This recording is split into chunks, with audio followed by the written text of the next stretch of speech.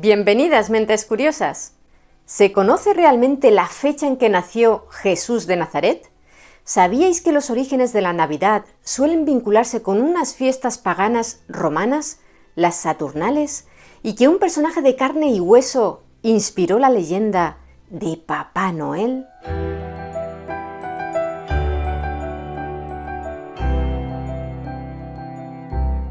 En la actualidad, para muchas personas, el periodo de casi 2 semanas que las Navidades abarcan son las fechas más alegres de todo el calendario. Nos hacemos regalos, se producen reencuentros con familiares y amigos, se come y bebe demasiado, se baila aunque tengamos 2 pies izquierdos, nos vestimos con ropa de fiesta, jugamos a la lotería con la ilusión de empezar el nuevo año con el bolsillo bien lleno. En esos días las calles se llenan de luces, adornos y villancicos. Son fechas supuestamente de paz y amor en las que, en general, el optimismo y la felicidad parecen ganarles la partida al pesimismo y la tristeza. Aunque tampoco queremos olvidarnos del estrés de las compras y de los preparativos de comidas y cenas, las prisas, los gastos. Ya sabemos que luego viene la cuesta de enero, y esto ya es más serio.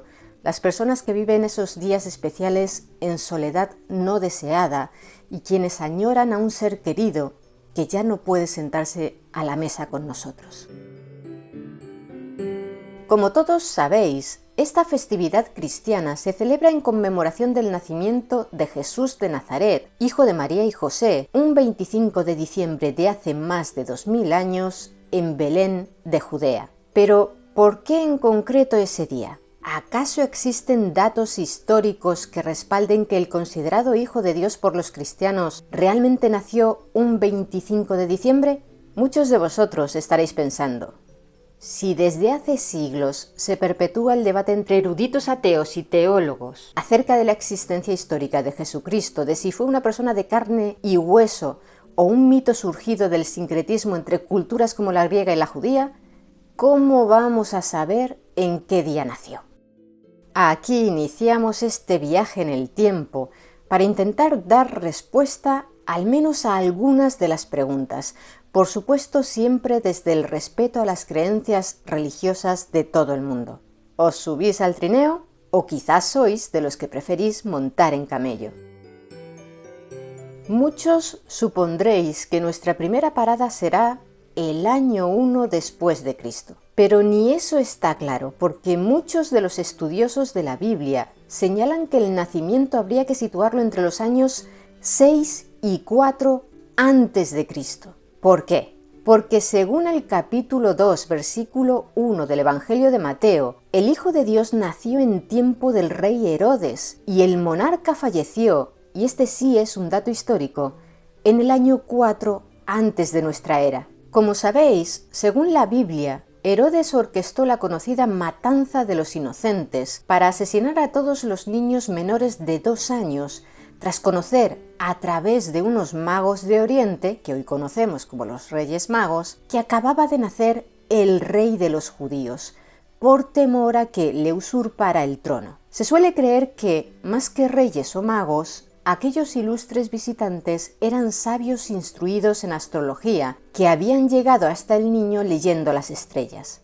La confusión sobre el año del nacimiento de Jesús de Nazaret es mayor aún si tenemos en cuenta que en las Sagradas Escrituras, en el Evangelio de Lucas, se dice que la natividad del Señor coincidió con el censo de todos los habitantes que en tiempos del emperador romano Augusto llevó a cabo Publio Sulpicio Quirinio en la provincia romana de Siria, que en ese momento incluía Judea. ¿Por qué este dato lo enreda todo aún más? Porque se sabe que Quirinio fue gobernador de esa provincia en el año 6 después de Cristo, de manera que el reinado de Herodes y el censo de Quirinio, ambos supuestos anclajes cronológicos del nacimiento de Jesús de Nazaret, no pudieron coincidir en el tiempo. 10 años separaron la muerte de Herodes y el censo de Quirinio. De hecho, según señalan los eruditos, no tiene mucho sentido pensar que Herodes ordenó la matanza de niños que relata la Biblia, porque un historiador judeo-romano de aquella época, Flavio Josefo, no mencionó esta supuesta masacre en sus obras La guerra de los judíos y Antigüedades judías, en las que habla de forma profusa de la vida de Herodes, y no precisamente para bien. Algunos lo consideran el principal instigador de la leyenda negra de este rey. Flavio Josefo tampoco habló de la matanza de aquellos inocentes en ninguno de sus demás escritos. Si lo analizamos un poco, se trata de un episodio bastante parecido al que podemos leer en el Éxodo 1 del Antiguo Testamento, donde se explica que en el tiempo en que nació Moisés, el faraón había ordenado la muerte de todos los bebés hebreos varones que nacieran en su reino, tirándolos al río. Quizá Mateo, en su Evangelio del Nuevo Testamento, pretendía presentar al Mesías recién nacido como el nuevo Moisés. Ya hemos visto que no podemos saber con certeza en qué año nació Jesús, y quizá os sorprenda que ni los expertos en el tema se ponen de acuerdo en señalar el lugar donde María, que se quedó embarazada en su casa de Nazaret en Galilea por obra del Espíritu Santo, dio a luz. ¿Fue en Belén donde nació el Hijo de Dios, como aseguran los evangelistas Mateo y Lucas? Este último explica que el parto pilló allí a María y a su marido José porque un decreto del emperador romano Augusto había instado a toda la población de aquella región a empadronarse, el famoso censo de Quirinio, y ellos dos debían hacerlo en Belén porque José pertenecía a la casa y familia de David, nacido en esta ciudad enclavada en los montes de Judea. ¿O en realidad Jesús llegó a este mundo en Nazaret, como dan a entender los otros dos evangelistas, Marcos y Juan, al llamarlo Jesús de Nazaret y un profeta de Nazaret? En la Biblia, cuando tras un nombre se menciona una ciudad, es porque se trata de su tierra natal. Desde luego, Belén, que hoy forma parte de Cisjordania, Palestina, era de más alta alcurnia que Nazaret en aquella época.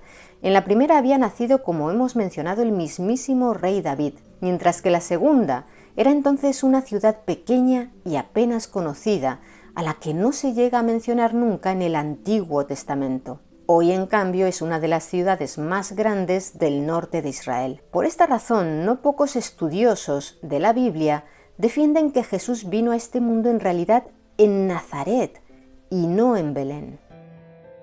¿Y qué hay entonces de la primera pregunta que nos hacíamos acerca de la fecha del nacimiento del Mesías? ¿Qué dice el Nuevo Testamento acerca de esta cuestión? Ninguno de los 4 evangelistas menciona la fecha en que Jesús llegó a este mundo, seguramente porque los primeros cristianos no andaban demasiado preocupados por ese tipo de detalles. Y hay que tener en cuenta que se estima que los evangelios de Mateo y Lucas, que son los que hablan de la infancia del Mesías, se escribieron entre el año 80 y 90 del siglo I de nuestra era, es decir, medio siglo después de la muerte de Jesús y unos 80 años después de su nacimiento. Los textos más antiguos del Nuevo Testamento, el Evangelio de Marcos, que suele datarse a finales de los años 60 del siglo I, y las 7 cartas de Pablo consideradas auténticas, no nos dan ninguna información sobre esta cuestión. Y es que su objetivo no era ofrecer detalles cronológicos exactos, sino dar testimonio de la llegada a este mundo del Hijo de Dios. De hecho, lo de celebrar los cumpleaños era algo mucho más propio de los paganos. ¿Y entonces de dónde sale el 25 de diciembre como fecha para celebrar el nacimiento de Jesús? Pues bien, como nadie puede estar seguro, salvo quienes piensan que el Mesías es solo una figura mítica y por tanto tienen la certeza de que jamás nació, existen no pocas teorías entre los que sí creen que Jesucristo fue un hombre de carne y hueso. Así que no os fiéis cuando veáis un titular del estilo «Esta es la verdadera fecha del nacimiento de Jesús de Nazaret».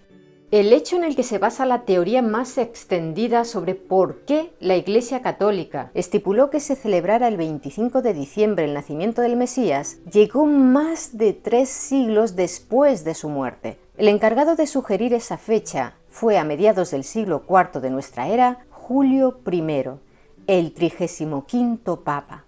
Y no fue al azar, ni tampoco, como hemos visto, porque supiera que Jesucristo había nacido realmente ese día. Anteriormente era el 6 de enero, en coincidencia con la Epifanía a los Reyes Magos, cuando se celebraba el día de Navidad, y aún hay grupos cristianos ortodoxos que conmemoran esa fecha. Epifanía, según el Diccionario de la Lengua Española, significa manifestación, aparición o revelación. La Iglesia Católica celebra 3 eventos de la vida de Jesús como epifanías: su manifestación como Mesías de Israel, Hijo de Dios y Salvador del mundo. La primera epifanía y la más importante es la que acabamos de mencionar, a los Reyes Magos, como símbolo del reconocimiento del mundo pagano. El segundo evento, el bautismo de Jesús a manos de San Juan Bautista en el río Jordán. Y el tercero, el de las bodas de Caná en Galilea, donde según el Evangelio de Juan, obra el milagro de transformar el agua de 6 tinajas en vino. ¿Pero qué llevó al Papa Julio I a elegir el 25 de diciembre para celebrar el nacimiento de Cristo? Llegados a este punto, vamos a hablaros de unas fiestas romanas paganas, es decir, que no tienen vinculación con el cristianismo ni con ninguna de las otras grandes religiones monoteístas, llamadas saturnales, porque en no pocas ocasiones veréis que se relacionan los orígenes de las Navidades cristianas con esta festividad que se remonta más allá del siglo V a.C. Veremos si realmente existe esa vinculación. Tito Livio ya nos dejó escrito que en el año 497 a.C. los romanos se unían para celebrar a finales de año unas fiestas en las que las casas se llenaban de luz para contrarrestar la oscuridad de aquella época de frío. Pero se cree que en realidad esa festividad ya se celebraba con anterioridad a la fecha mencionada por este historiador romano. Sin embargo, no fue hasta el año 217 a.C. cuando las Saturnales adquirieron más protagonismo. El detonante fue la Segunda Guerra Púnica, que enfrentó a Roma con Cartago en su intento de dominar el Mediterráneo. A finales de ese año, el 217 antes de nuestra era, en la batalla del lago Trasimeno, las legiones de la República Romana, lideradas por el cónsul Cayo Flaminio, sufrieron una dura derrota militar contra los cartagineses, dirigidos por el general Aníbal Barca. Los romanos se dirigieron a su deidad Saturno, dios de la agricultura y la cosecha, en busca de ayuda y protección. En ese marco celebraron un lectisternio, una ceremonia religiosa que se solía practicar en tiempos de infortunios públicos para dejar de sufrirlos. Y no les fue mal. Derrotaron a los cartagineses. A raíz de ahí nacieron las festividades en honor a Saturno, que incluían no solo un sacrificio en el templo de este dios al pie de la colina del Capitolio, la zona más sagrada de Roma, sino también un gran convivum publicum, es decir, un fabuloso banquete al que estaban invitados todos los ciudadanos. En principio, Saturnalia, que era el nombre en latín de estas fiestas, se celebraba oficialmente un solo día, el 17 de diciembre, según el prestigioso poeta Catulo, que vivió a finales del periodo republicano de Roma, el mejor día del año, Saturnalibus optimo dierum. Pero tras la introducción del calendario juliano, instaurado en el año 46 a.C.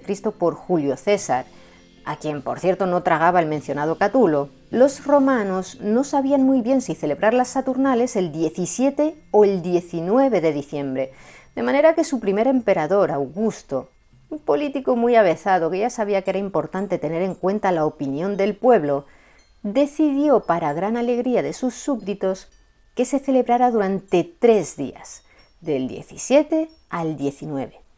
Pocos años después, Calígula, también en una medida que podríamos calificar de populista, los aumentó a 5. No eran suficientes para el pueblo, que con el paso de los años llegó a festejar las Saturnales durante una semana, del 17 al 23 de diciembre. Y es que a esas fechas, la sociedad romana, que era eminentemente agrícola, pese a lo que solemos ver en películas y series, llegaba agotada tras el duro trabajo en el campo durante la siembra de otoño. Aquellas fiestas les ofrecían la bocanada de aire que tanto necesitaban. Se decoraban las casas con plantas y se encendían velas y antorchas para celebrar que llegaba a su fin el periodo más oscuro del año. A partir del solsticio de invierno, los días vuelven a hacerse más largos y nacía un nuevo periodo de luz en el que el sol haría crecer de nuevo las cosechas.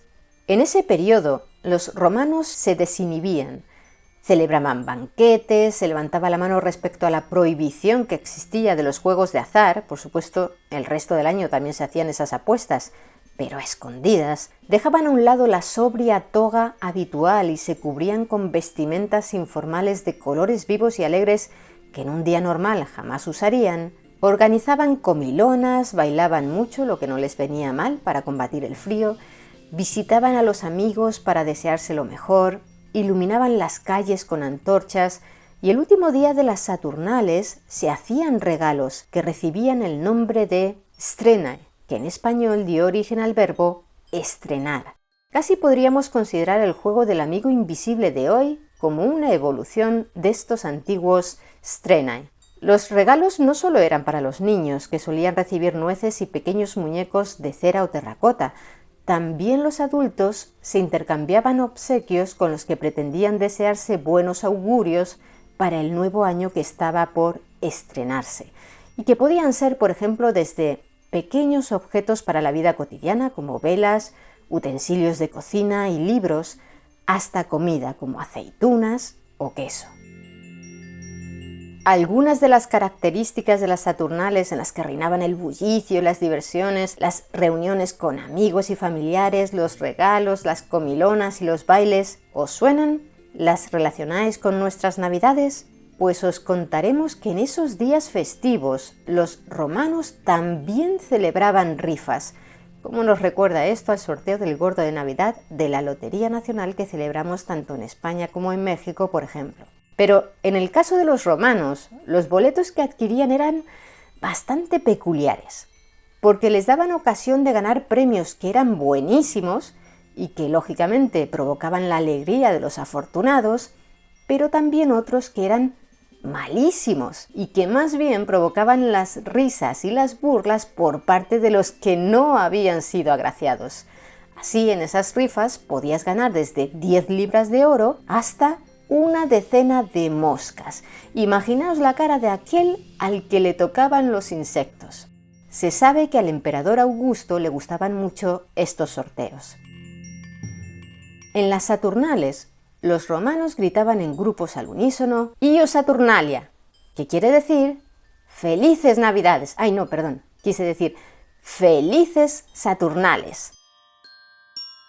Si hablamos de estas fiestas paganas, también debemos mencionaros que durante aquellas fechas se invertían los roles sociales entre amos y esclavos, de manera que los señores podían llegar a servir a sus siervos. No siempre era así, desde luego si se hacía era de manera privada, pero sí era común que en esas fechas amos y esclavos al menos comieran juntos en la misma habitación y tomaran los mismos alimentos. Y a estos últimos, los siervos, se les permitía ser un poco impertinentes, aunque mejor no pasarse por si había represalias tras las Saturnales. Por cierto, una curiosidad sobre los banquetes romanos en cuanto al número de invitados, para que comprobéis si en vuestra casa a veces se cumple por casualidad. Ellos decían que lo ideal era que nunca hubiera menos comensales que las gracias, que eran 3, ni más que las musas, que eran 9. Y en el banquete se solían hacer juegos propuestos por el anfitrión.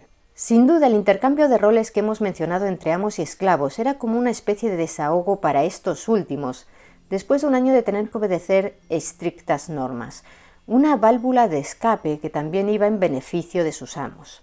Los esclavos eran liberados de sus obligaciones y podían emborracharse e incluso participar en juegos de azar. Los señores, por su parte, usaban un sombrero que habitualmente llevaban los esclavos libertos, llamado píleo. ¿Por qué hacían ese trueque de papeles? Porque las Saturnales, estas fiestas en honor a Saturno, provenían de una festividad llamada Cronia, que los griegos celebraban en la época de la cosecha en verano, en honor al titán Cronos, quien, según la mitología griega, fue destronado por su hijo Zeus.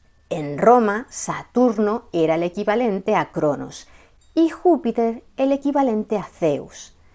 Por cierto, A menudo veréis representado a Cronos con una hoz o una guadaña en la mano, igual que a Saturno, porque es el arma que empleó para castrar y destronar a su padre Urano. Una hoz que al mismo tiempo representa la cosecha y por tanto que el ser humano pueda subsistir gracias al alimento recolectado. Según el mito, para evitar una profecía que decía que Cronos sería derrocado por uno de sus hijos, el titán se los comía nada más nacer, pero su esposa Rea logró poner a salvo a uno de ellos, Zeus, que más tarde lo derrotaría y destronaría y liberaría a sus hermanos, lo que daría origen al reinado de los dioses olímpicos. Los griegos celebraban la Cronia porque añoraban la época del reinado de Cronos, a la que llamaban Edad de Oro, porque se supone que entonces los seres humanos vivían felices, rodeados de abundancia. Los frutos del campo nacían sin tener que cultivarlos y sin desigualdades sociales. Todos los hombres eran iguales, no había esclavos ni amos. Una situación idílica que había finalizado con la llegada de Zeus y sus olímpicos. Por ello, durante la festividad de la Cronia y luego de sus herederas, las Saturnales, rememorando aquella edad dorada de los hombres, se invertían los roles sociales y se exhibía la bandera de la libertad y la igualdad. Por cierto, había una diferencia importante en las fechas de celebración de la festividad helena y la romana. Mientras que la primera tenía lugar en el Hecatombeón, uno de los meses de verano del calendario ateniense, las Saturnales se festejaban a finales de año para que Saturno protegiera las semillas sembradas en otoño y al mismo tiempo celebrar la renovación del año. Quizá penséis que las Saturnales debían de ser unas fiestas que les gustaban a todo el mundo, pero no.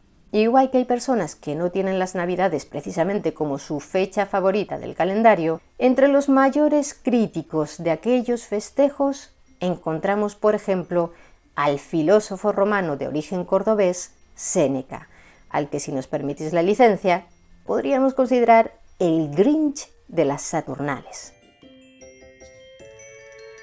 Y después de todo lo que os hemos explicado sobre estas festividades, ¡ojo! Porque no podemos decir a la ligera que el verdadero origen de la celebración de las Navidades cristianas sea esta festividad pagana, ya que no es cierto pese a que veamos paralelismos entre algunas de sus costumbres, como el intercambio de regalos, que a veces eran divertidos, los banquetes con familiares, el vestirse con ropas de fiesta o la iluminación de las calles. Seguramente tuvieron su influencia en la celebración cristiana, pero desde luego las Navidades no sustituyeron a las Saturnales, y eso lo sabemos porque ambas celebraciones convivieron durante mucho tiempo. De hecho, en el siglo V, el escritor y gramático romano Macrobio escribió un diálogo titulado Saturnales, a través del cual podemos entender lo que sentían los paganos de su época ante la pujanza del cristianismo, que se había impuesto y estaba acabando con viejos cultos paganos como este.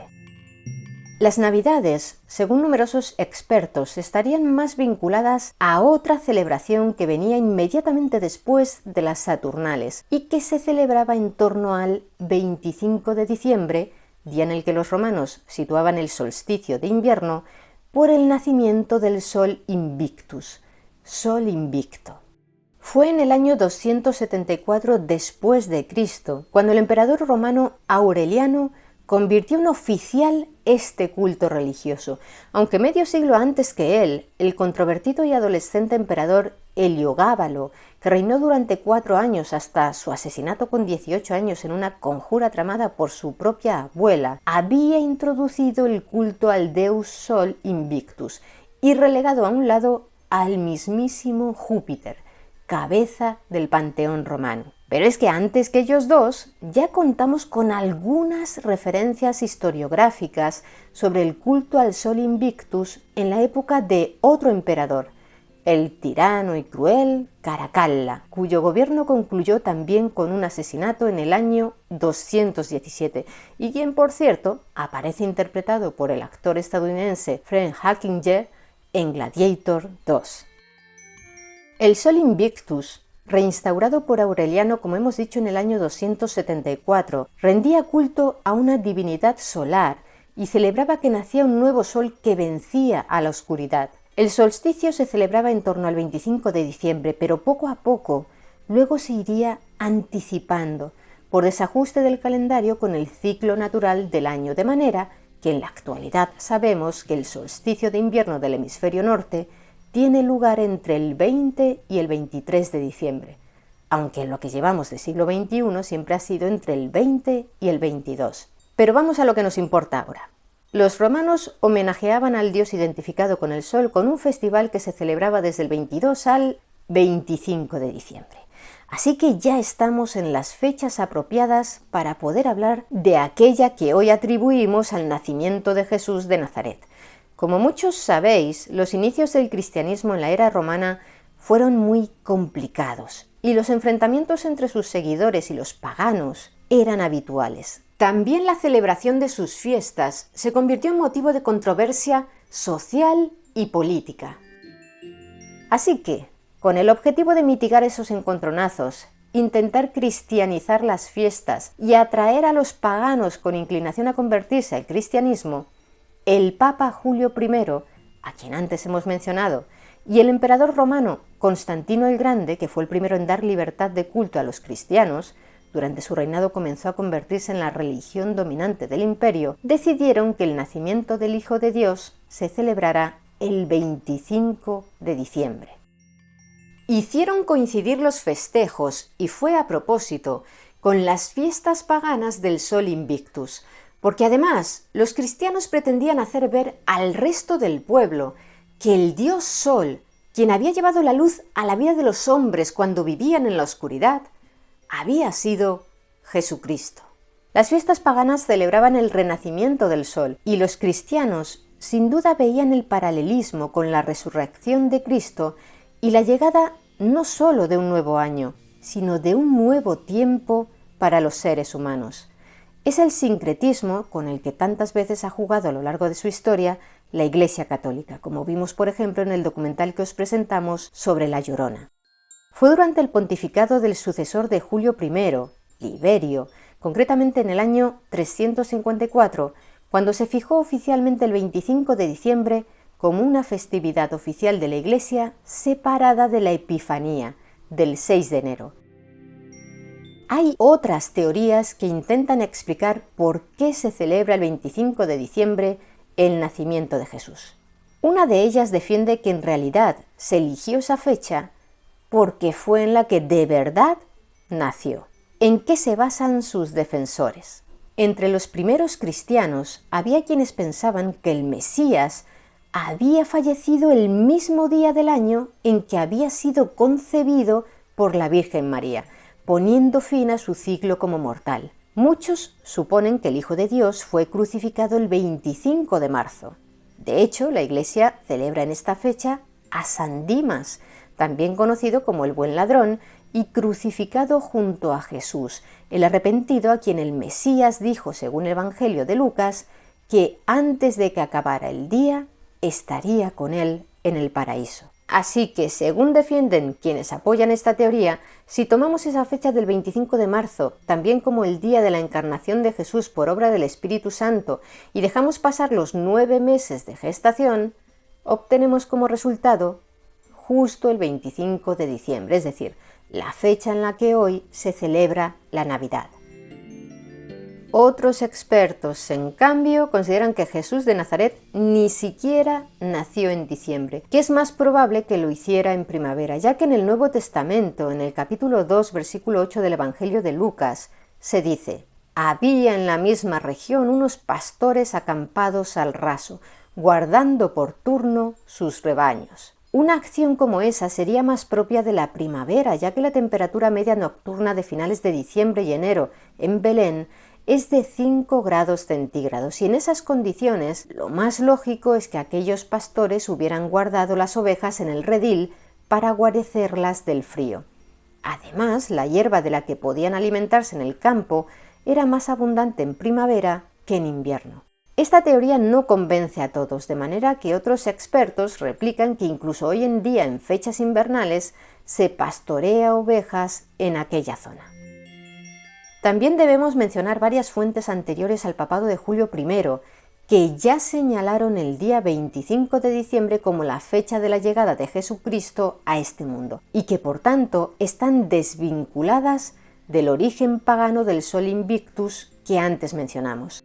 Así, en torno al año 204, Hipólito de Roma, escritor de la Iglesia cristiana primitiva, explicó sobre la fecha de nacimiento de Cristo en su obra Comentario al libro de Daniel que el alumbramiento se produjo 8 días antes de las calendas de enero, el miércoles.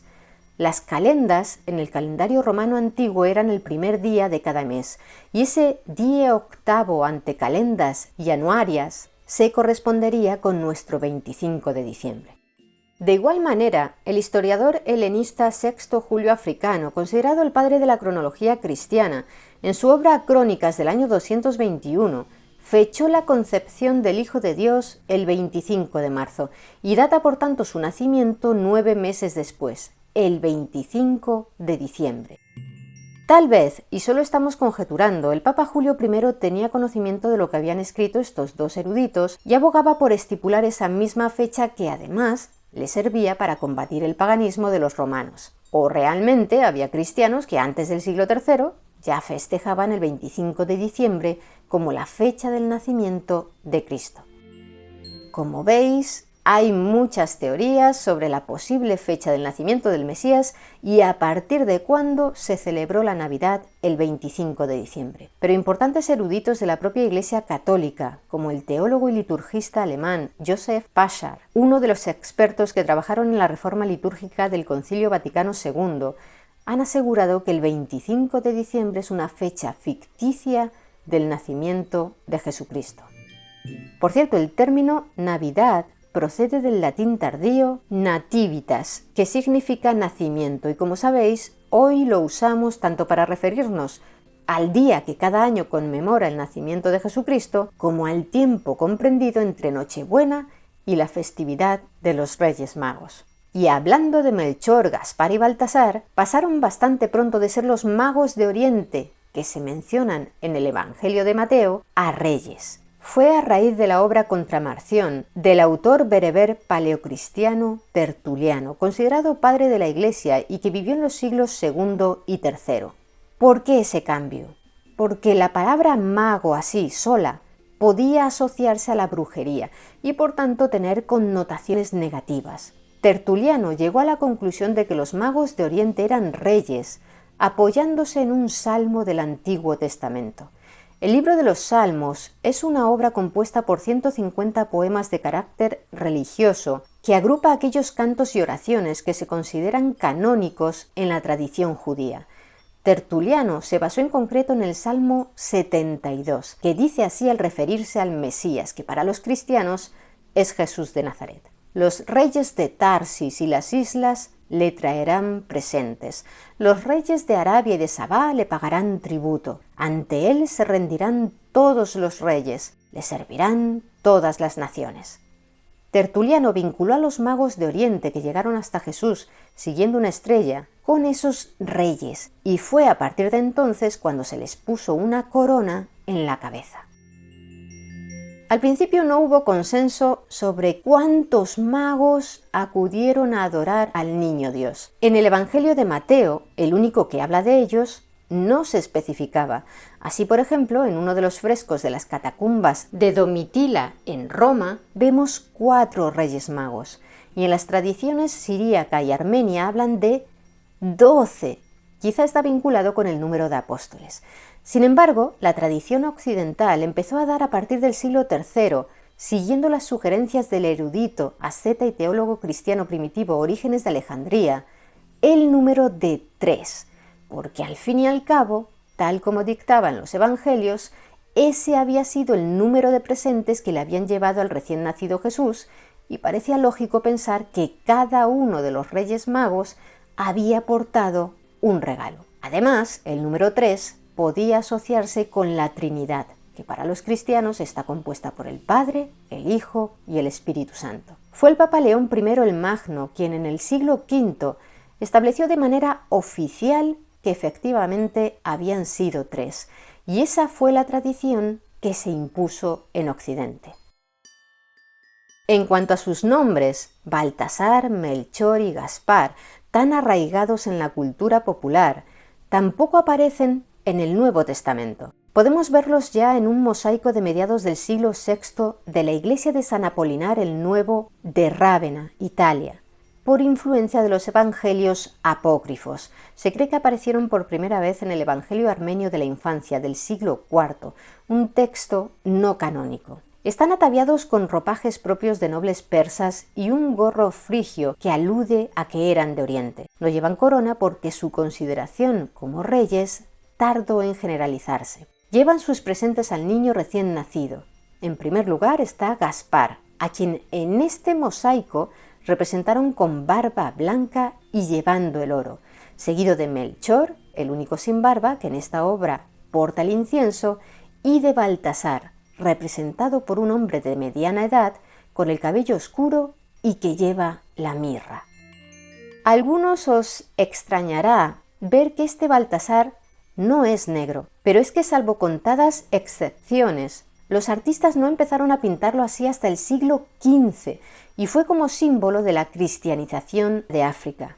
Por ejemplo, en esta obra del pintor alemán Hans Mulcha, que data de 1437 y es una de las primeras representaciones en las que aparece un Baltasar negro, o en las obras de estos dos grandes maestros del siglo XV, ambas de 1470, el alemán Hans Memling con la adoración de los magos y el flamenco Hugo van der Hus, cuya pintura al óleo lleva por título La adoración de los reyes. Los nombres de los reyes magos Melchor, Baltasar y Gaspar se popularizaron y aceptaron de manera definitiva a raíz de su inclusión en la obra Pontificalis Ecclesiae Ravennatis, escrita por el historiador Agnello de Rávena en el siglo IX.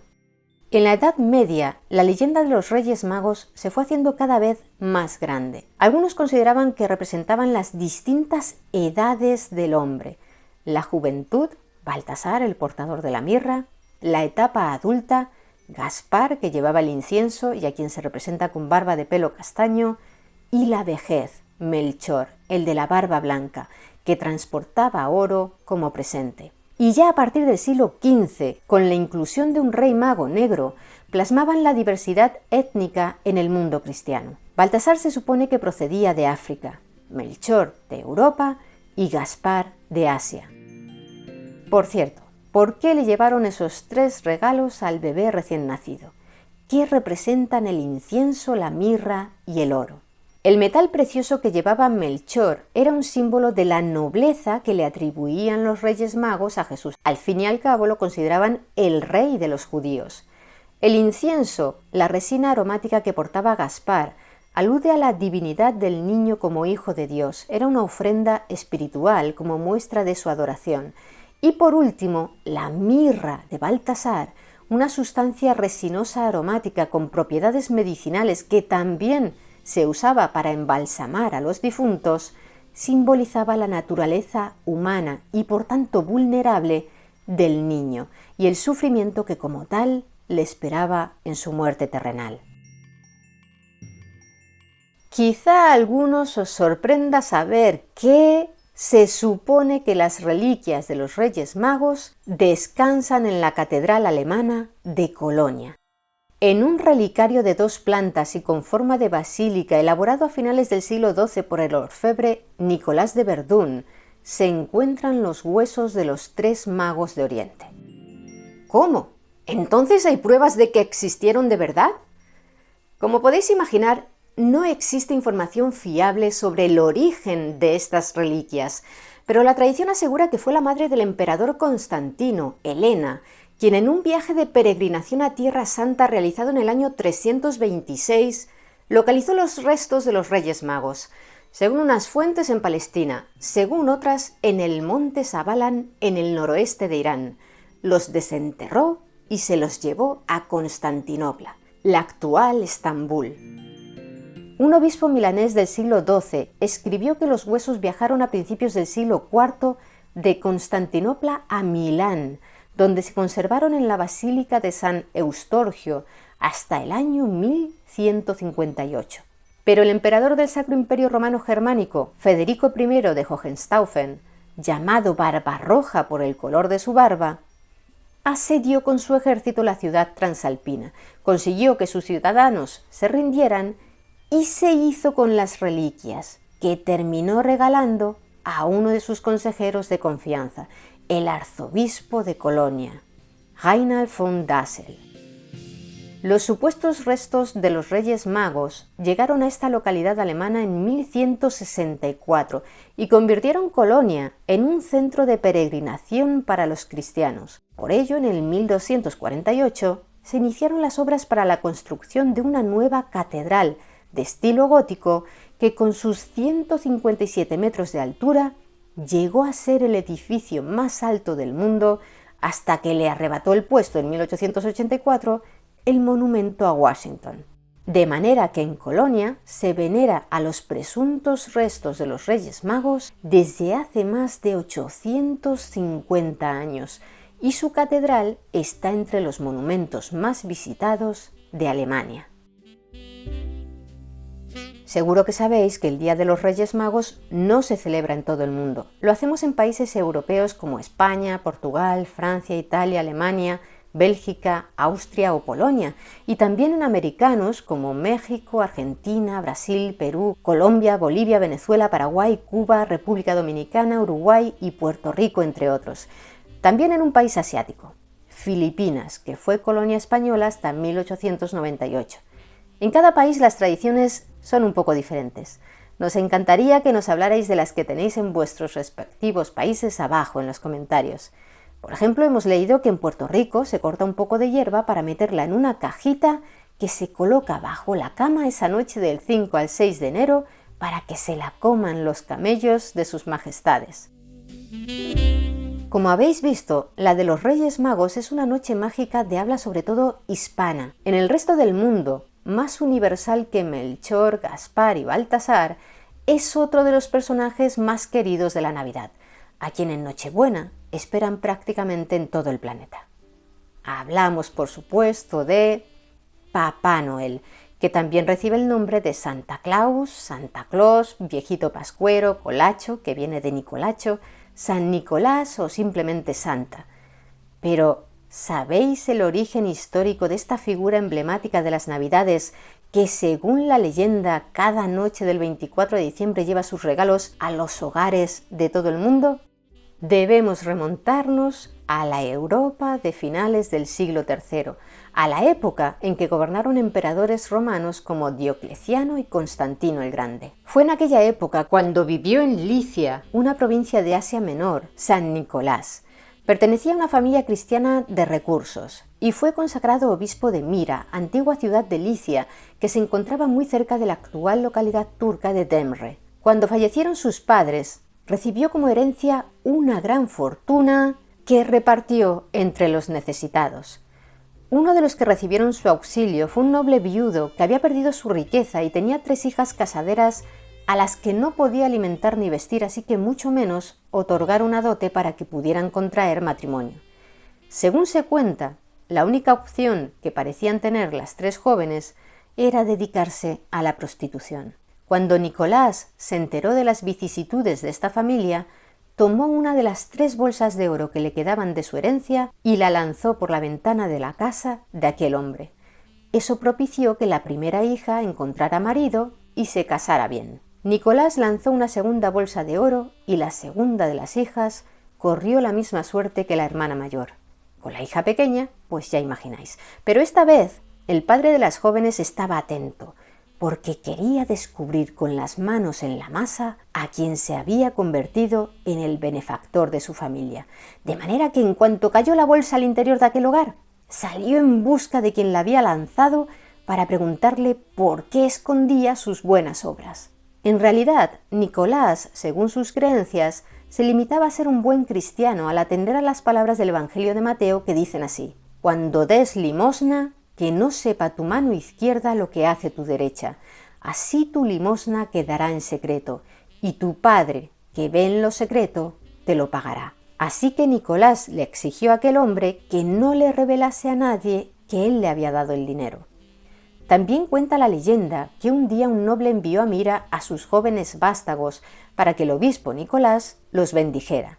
Pero de camino, mientras pernoctaban en una posada, el dueño asesinó a los muchachos para robarles todas sus pertenencias. Nicolás tuvo una visión de lo que había sucedido, se presentó en la posada y se enfrentó a aquel criminal, que arrepentido cayó de rodillas frente a él para implorarle su perdón. Nicolás rezó y Dios devolvió a la vida a aquellos jóvenes. También se le atribuye a este obispo el milagro de haber salvado a unos pescadores de un huracán y ser el protector de los niños.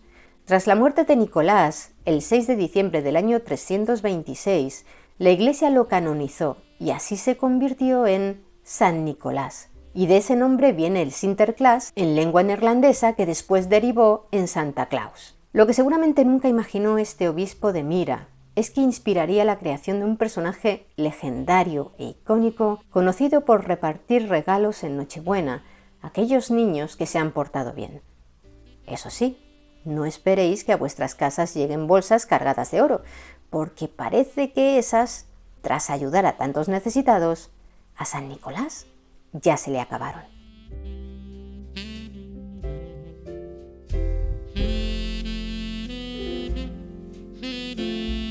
¿Y vosotros, qué opináis sobre la historia de los orígenes de la Navidad? ¿Qué es lo que más os gusta de estas fechas? ¿En vuestra casa sois más de Papá Noel o de los Reyes Magos? Me gustaría que nos lo contarais abajo en los comentarios. Y si queréis conocer más historias interesantes, suscribíos a nuestro canal. Muchas gracias por estar ahí, mentes curiosas. Nos vemos en el siguiente vídeo.